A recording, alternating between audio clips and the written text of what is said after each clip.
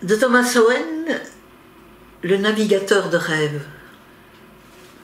Il y avait une fois un peintre fou de navigation, amoureux passionné des bateaux de toutes espèces, ne rêvant que goélettes, boutres, tartanes, tonniers, remorqueurs et chalutiers. Il était enthousiaste et obstiné, aventureux et plein d'imagination. Il avait voyagé à travers le monde dans ses rêves et parfois même dans la réalité. Il se penchait chaque jour à la fenêtre de sa maison, comme l'aurait fait un marin appuyé à la rambarde, pour voir la mer déchirée par l'étrave se reformer à l'arrière du bâtiment.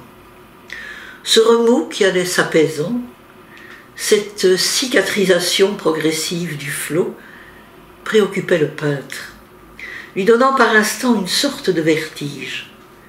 Il rêvait de bateaux qui auraient flotté légèrement à la surface de l'eau, sans éventrer celle-ci, ou qui auraient eu le pouvoir de traverser les déserts sans s'ensabler, ou de se faufiler habilement dans les villes, sans s'échouer sur les places publiques ou se heurter aux récifs constitués par les monuments officiels et aux barrages des façades bien alignées.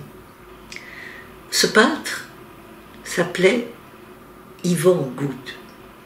Il aimait son prénom, qui lui rappelait un despote que l'histoire qualifia de terrible, mais il caressait avec tendresse son nom qui avait toute la douceur liquide de la bonté. Ce Goud lui fondait dans la bouche. À la fois donc terrible et bon, le peintre se laissa griser par la passion des bateaux.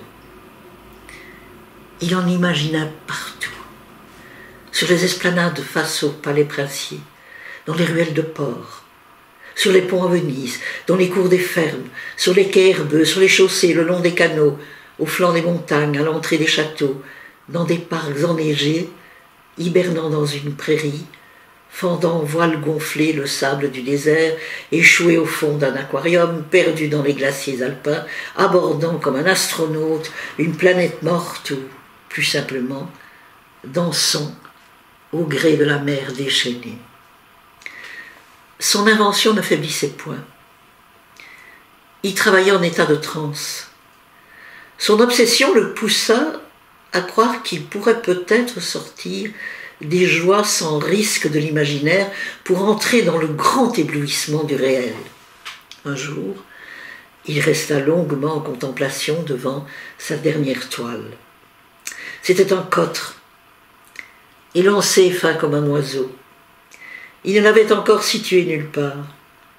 Il était là, tout frémissant, disponible, prêt à l'aventure.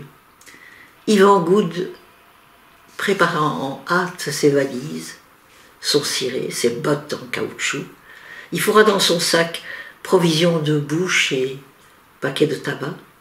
Il alla chercher dans un petit réduit l'escabeau qui servait à la femme de ménage.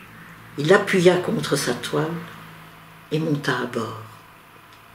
La fenêtre de la pièce s'ouvrait largement et le vent se mit à souffler avec vigueur. Les voiles se tendirent, se gonflèrent, les cordages craquèrent, la coque gémit. Le bateau glissa lentement, sortit de la toile où il était né, prit une autre dimension, arracha au passage un volet qui battait sous le vent et prit lentement son essor. Ivan Goud était à la barre.